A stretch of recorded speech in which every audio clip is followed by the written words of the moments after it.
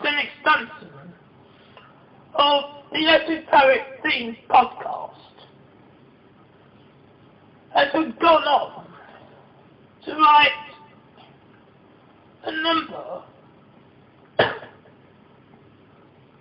of self-comments under the transcript on Facebook before privating over a year ago, and so the data in this one has been taken from those self-comments, some of which go into actual techniques.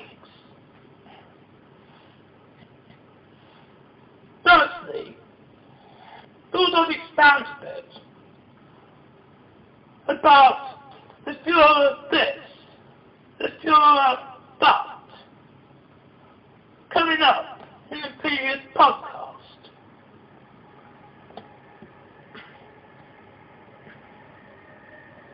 And I did, funny enough, have a note on this subject a few years back, before deleting. There is this other, down there, repetition of,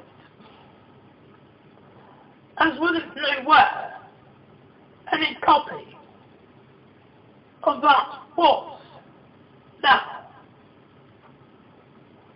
But, as hinted on in the post, Hitler did not believe in any master race theory. That was all outright lies. The master race, of whichever race someone is actually a thing espoused by Judaism, in an effort to prevent interbreeding. And races of light skin and dark hair, such as that of the Fuhrer himself, were actually produced by interbreeding. We have Scandinavian countries in the north, and continent of Africa in the south. In between those is interbreeding ground. That's how dark-haired European races originated. Moreover, anyone who is against their own genetics, and believing that some other form of genetics is better than their own, would lack the confidence in getting up and doing public speeches, like Hitler did. Other lies about him, that he was a vegetarian. I don't believe he was a vegetarian, because he was from the same form of spiritual as myself, goddess, matrilinear form of spiritual, which wholeheartedly endorses the consumption of herbivorous animals, vegetarianism only being advocated by the Vaishnava, mainstream form of Hinduism. However, false rumor was put into common belief, in order to prevent any new one from arising.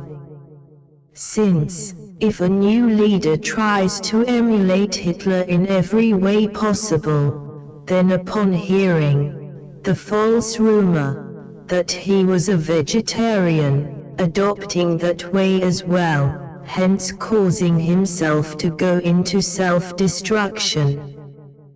Because he would instantly lose support of all the Shakta Hindu, as only patriarchal or mainstream form of Hindu, known as Vaishnava, believes in vegetarianism. And don't go blaming Hitler of being patriarchal, either. Since rhetoric like that in speeches is only possible if one upholds matrilinear form of spiritual. Also explains why men who side with the patriarchal often fail when trying to speak or act tough, for the voices of men only have the right to sound tough, so long as they side with, and are even striving for connection with, the matrilinear. Another major lie about Hitler, which by the way only began in the 1960s, relates to the so-called death camps.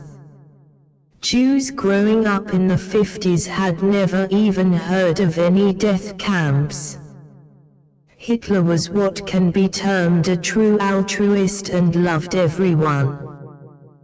What you see in some films, where they show starving people, was actually caused by the Allies, carpet bombing all major cities at end of the war, then zero food could get to remote places. But the truth is that Hitler wanted everyone to learn physical manual forms of labor, since such vocations have true spiritual benefit. In fact, the slave trade era was deliberately planned in order to put black people off of doing manual jobs, hence leaving all salubrious, beneficial forms of employment only for white people, in the long-term future, after inevitable abolition of slavery. Of course, the multicultural society had already been planned, centuries before, gradually evolving, as at least some form of safeguard against weapons of mass destruction, which, though not yet to have actually been developed at the time, were thought of as inevitable in the future.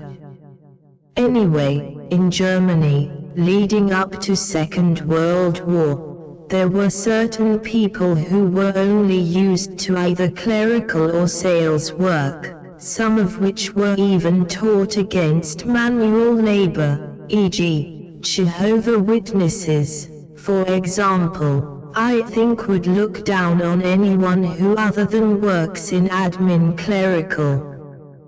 As well as, of course, Jews.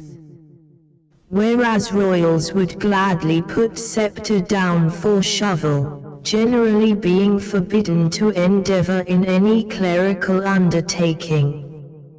Since are aware that clerical is the real slave's work, as is actually far more energy demanding than physical work, and also the most stressful. But any gas chambers in existence were put there after the war. Conditions in the real work training camps themselves, having been reported as akin to 5-star hotels, when first Russians, then Mongolians, invaded Germany, at end of World War II. The first wave of Russians simply warned anyone left of the oncoming Mongolians, who coldly, systematically and brutally tortured and murdered anyone remaining. But why such great lies by Jews, in the first place? The answer is simple. Hitler was actually the Maitreya, and Jews other than want anyone outside of Judaism to know. That's how far from friendly Jews are towards outsiders to their religion. By the way, about as unfriendly as Muslims, or Christians for that matter. You knew they'd all start gossiping about any non-Christian out of earshot. Also the reason why I had included an initiation at the end of the first podcast is realised that people from different religious or spiritual backgrounds seldom get along. We're all accustomed to thinking that the Maitreya is yet to come, however he has already been and gone, currently on a time travel 60,000 years into the future, which according to his contours was reached within the space of one afternoon. However, according to our contours, still ever gradually progressing. And for those of you who don't know who or what the Maitreya even is, he is classed as the awaited one in all religions. To Muslims, he's known as the Mahdi. To Christians, he's the awaited return of Christ. In the eye of Jews, he's a new Messiah. To Hindus, he's the return line of Krishna, and to Buddhist the Maitreya Buddha. Maitreya also being a word used by New World Order and other secret societies. Turkish leader at the time also publicly announced Hitler as the Mahdi, which, as mentioned, is the term used in Islam for the awaited one. In the past, one of the major reasons for me having to go back and delete any form of esoteric posts, e.g., a YouTube comment, is due to starting to do badly in my music course. Psychic telecom, which is vastly different to telepath, I seem to have discovered, since my previous mention on the subject, attempting to overtake my hearing. Then after such comments or posts are deleted, I find I am then able to start making progress again. But thought I could get away with the original podcast, since it was in the form of a media share, i.e., audio podcast. Now, it is against Illuminati advantages to attempt to put suppression over any form of communication. However, do most people know when it is okay to share or not to share, in any given circumstance? I.e., do they go along with the nerve energies, another Illuminati advantage, or do they continually keep going against them? I think you will find that most people other than go with the nerve energies. In Christianity, they have a phrase, "Lead us not into temptation." In their Lord's Prayer, which most people seem to interpret as, "Always go against the nerve energies." And I have heard one of those Dawa Muslims once say, in a YouTube video, now this is while trying to persuade someone to join Islam, which is the purpose or meaning of the word Dawa. If everyone did what they felt like, then we would all live as animals. Put in a rather down-talking or derogatory manner, which I found rather amusing, since I thought Muslims always espoused the idea of being kind to animals, and which I suppose is one point we can both agree on. But that is all that will be left of anyone when they are dead. I.e., to what extent or degree have they been with, or against, the all-important nerve energies? Note, I am here other than talking of emotions, but rather, closer to tactile or kinetic form of nerve energies. And Muslims are often using this word ego. Tell me, did this come from the Prophet's teachings? Because another thing I note, is that hardly any of them seem to know what the word even means.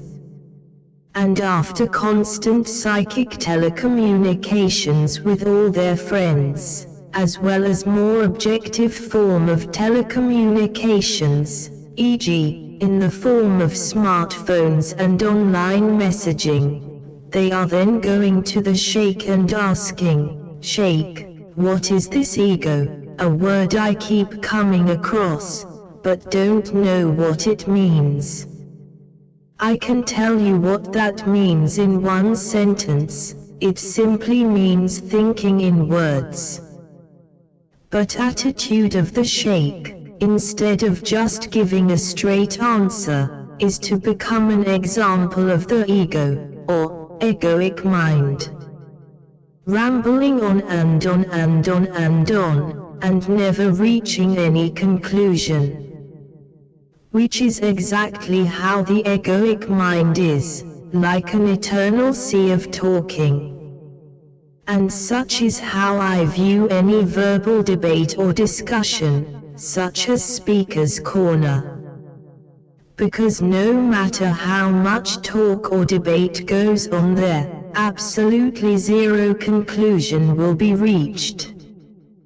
One team will go home, and the other team will go home, and both will still have their own belief and opinions, which they originally had, before any debate even started.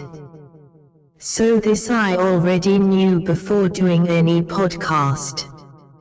As stated in my Facebook post, when sharing, it was just to show that I could do one on esoteric subjects, if I wanted to, only the idea did not really appeal to me that much.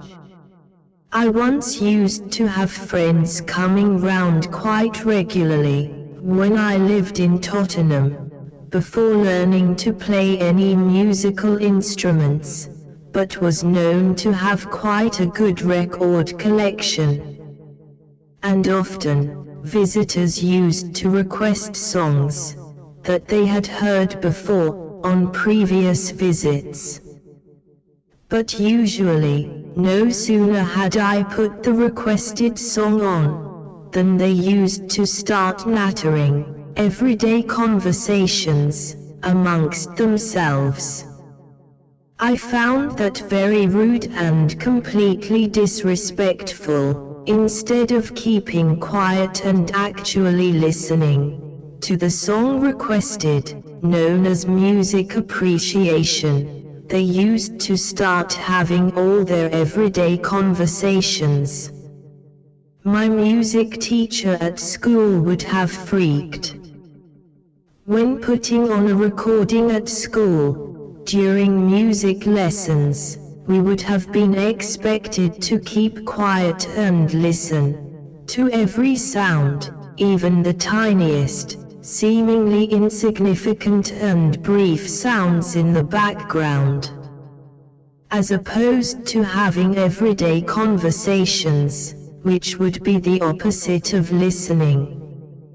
Imagine a soldier on guard somewhere, looking out for any enemies approaching, having to rely on objective reality hearing, as well as sight. Now if he was engaged in psychic telecommunications via mental telephone, then he would other than be listening out for any sounds of the enemy creeping up.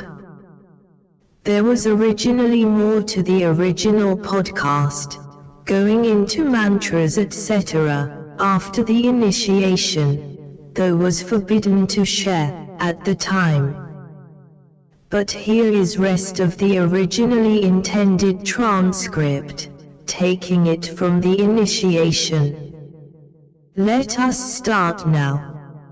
Hey Grady, hey Sarah, hey Tom, hey Katie, hey Severity, hey Grady, hey Renegade, hey hey Tom. Satan Riorchu. That last bit was not actual part of the initiation, and simply means, Satan is greater. So a phrase that can be employed in response to, for example Muslims and Jews, attempting to convey the notion that their God is superior. So, Satan Riorchu, Satan is greater.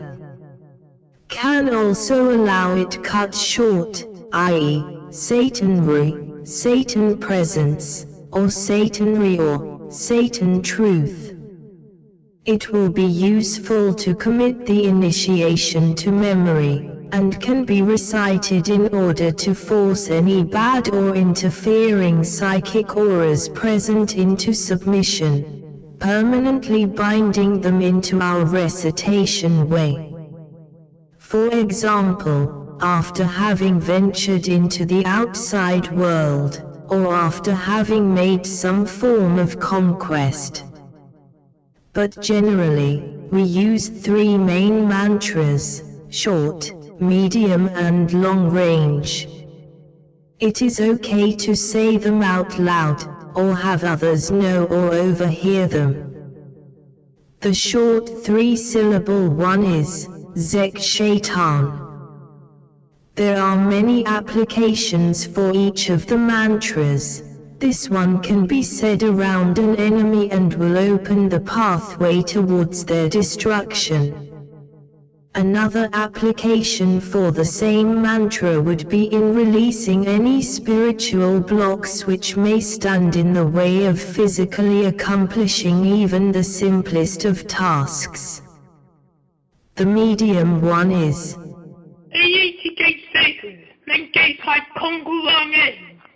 that one can blast any enemies that are already present, an extra, preventative one, i.e., before any enemies actually arrive, being the long-range mantra, though not as long as the initiation.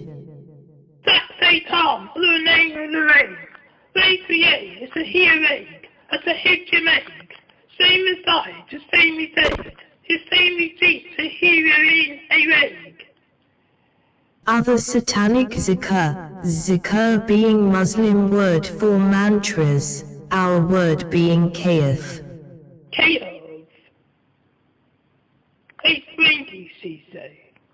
This is to express gratefulness.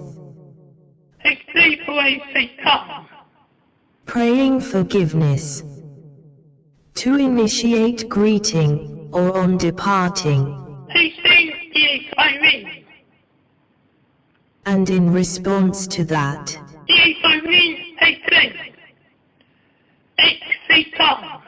if Satan wills,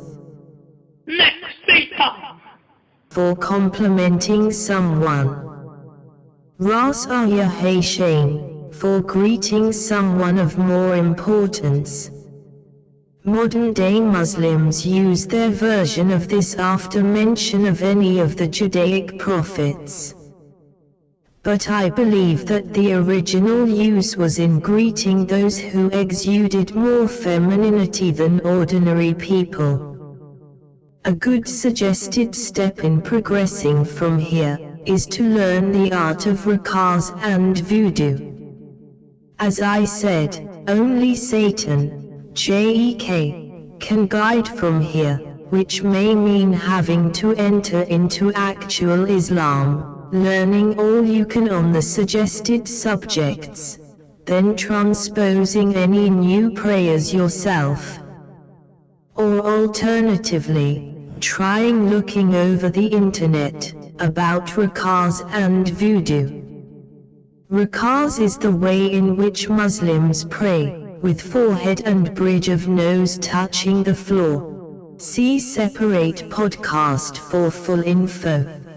The point of that is to destroy enemies at a distance, using the third eye, which ironically, is the sixth chakra, where we are based, in sixth recitation.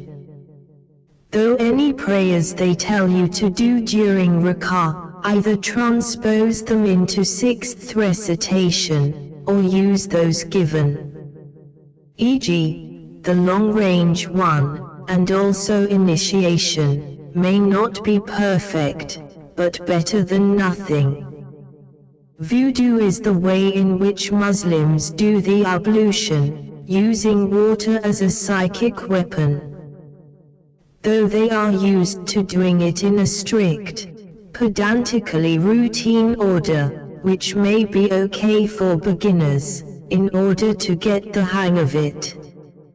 However, once some sensitivity has been attained, particularly those going for feminine chakra recitation, then I would suggest going along more with the nerve energies.